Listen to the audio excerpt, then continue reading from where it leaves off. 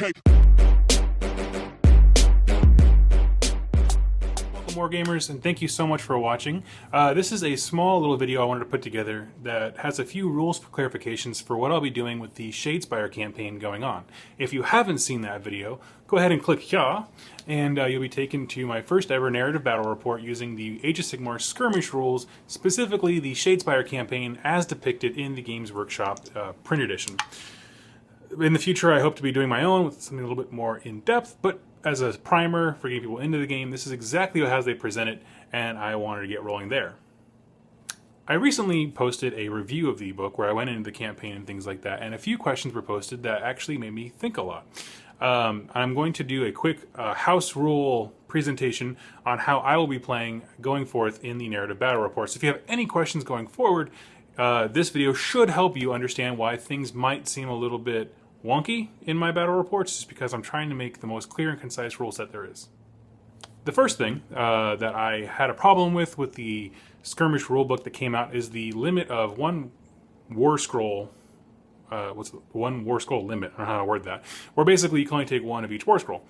This is the problem for a lot of sub-factions that don't have a ton of model options. So for example, Clan Pestilence, which feature in the Shadespire campaign going on right now, cannot make a 50 renown army. They max out at 36. Plague Priest is 16, and you can take up to 20 one-point Plague Monks. This kind of blows if that's something you really wanted to do, which is what I want to do. I want to have Plague Monks trying to find a great plague in the city of Shadespire being beaten back by Death Defenders.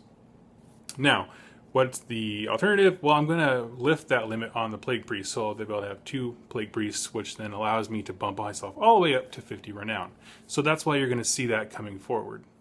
It's not something I would recommend for every army, something where they have more powerful heroes and things like that, but for the purposes of those small factions that have no way of actually playing the game, we're going to go ahead and lift that limit.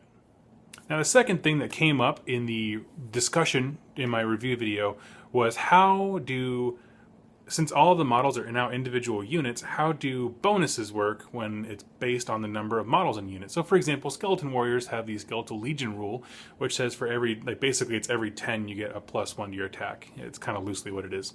What I'm going to do for my house rules is the number of models in that particular war scroll determine if you get that bonus. So for example, if you take 20 Skeleton Warriors, right, so 40 renown, you will get the bonuses for having 20 skeletons if it were a single unit. Now, as they die, everyone is affected by the loss of those models, meaning you'll start off at 20 and everyone will have like the extra attacks.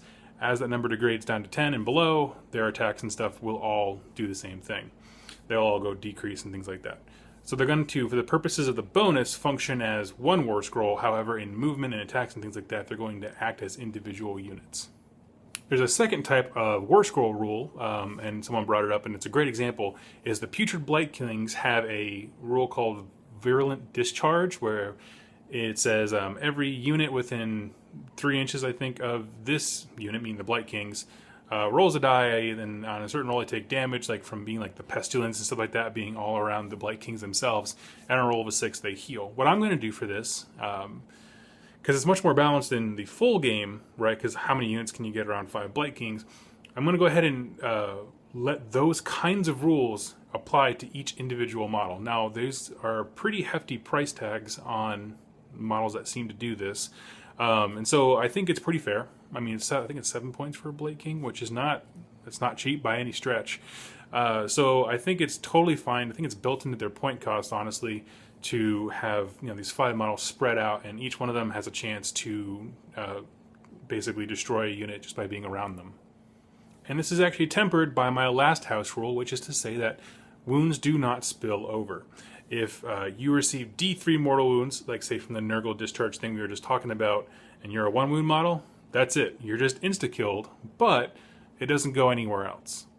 Now, if you can understand, this is kind of this weird balance between acting like a unit for the bonuses and things like that, and acting as an individual model for the game. It is a little weird. I'm going to play it by ear for most models. I have chosen the models for the rest of this particular campaign just as an intro thing, but I do see the scenario where it can get really, really ugly when you're trying, like ugly, not like gamers being ugly, but I mean the situation being complicated when you know, if you and your Game Here Night buddies just kind of show up looking for a game and there's some rules debates and things like that. These are the house rules that I'm using. Feel free to use them. I'd love to hear your thoughts on them. Leave in the comments down below. Click subscribe, and thanks for watching.